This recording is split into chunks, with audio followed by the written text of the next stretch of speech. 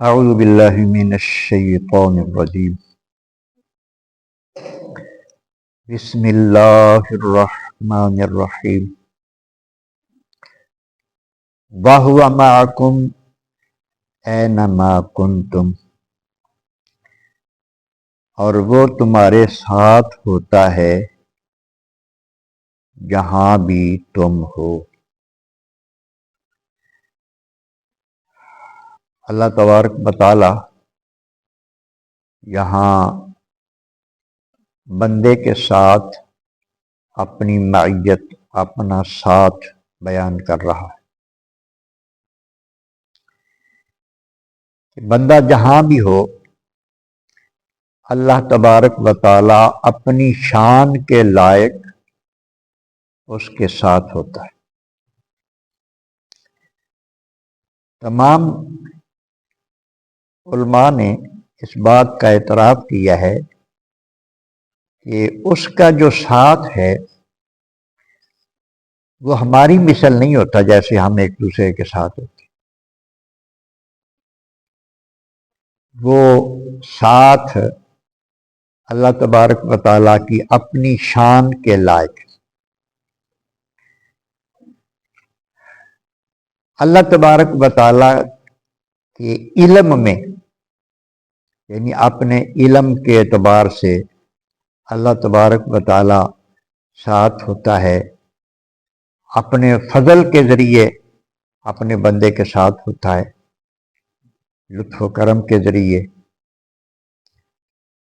وہ تفسیر روح البیان والوں نے لکھا ہے کہ حضرت موسیٰ علیہ السلام نے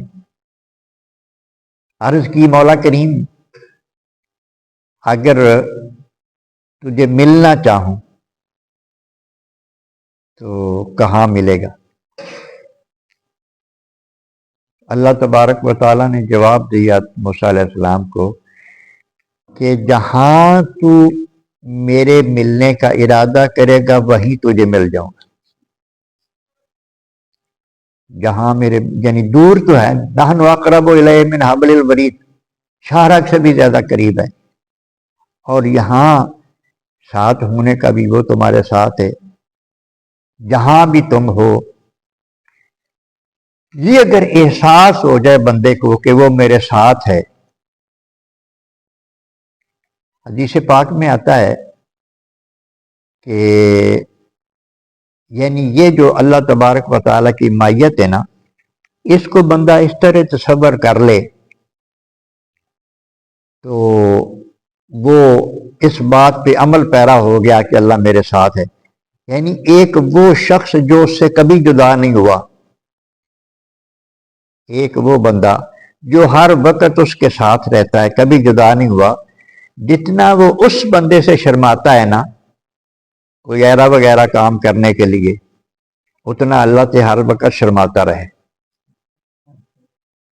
تو وہ اس تصور سے فیض یاب ہو جائے گا کہ اس نے مان لیا ہے کہ اللہ میرے ساتھ۔ اور نبی کریم علیہ الصلوۃ والسلام نے یہ جو ارشاد فرمایا ہے کہ انتا عبد اللہ، یہ بخاری کی روایت ہے، انتا عبد اللہ کا انا کا تراہ، تو اللہ کی عبادت اس طرح کر جیسے کہ تو اس کو دیکھ رہا ہے۔ تیری آنکھیں اگر نہیں دیکھتی تو یہ آنکھ کمزور ہے، اس کے قریب ہونے میں کوئی شک نہیں ہے، اس کے ہونے میں کوئی شک نہیں ہے۔ آقا علیہ السلام نے ارشاد فرمایا کہ اپنی عبادت کے وقت تصور یہ کر لے کہ میں اس کو دیکھ رہا ہوں، میں اس سے ہم کلام ہو رہا ہوں۔ نماز میں اللہ تعالیٰ سے باتیں کی جاتی ہیں نا، اللہ تعالیٰ سے باتیں، تو حدیث پاک میں آتا ہے، ایسے ظاہری طور پر جب ہم کہتے ہیں سبحانک اللہم، اللہ کو مخاطب کر کے کہہ رہے کہ اللہ کہ تو پاک ہے، تیری شان بلند و بالا ہے۔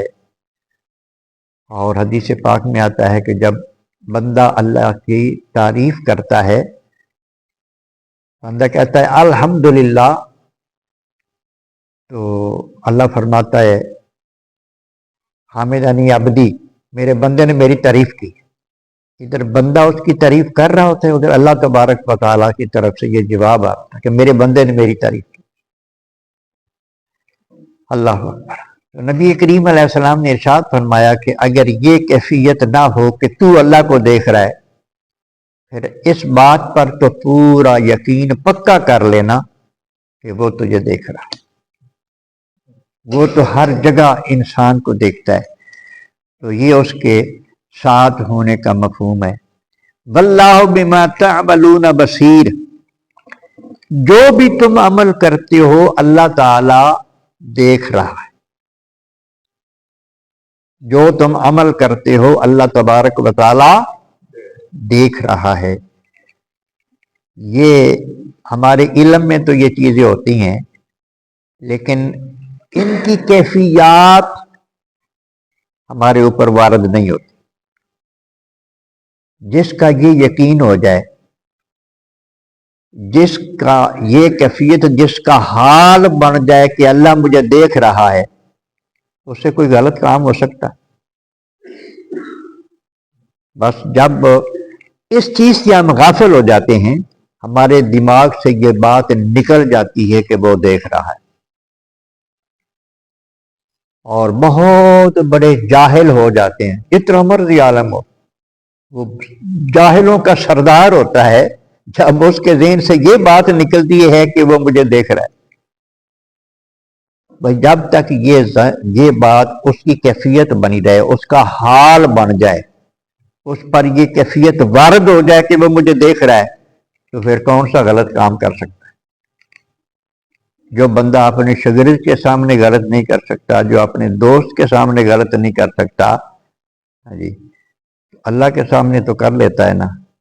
جی تو اس وقت اس کے ذہن میں یہ بات نہیں ہوتی.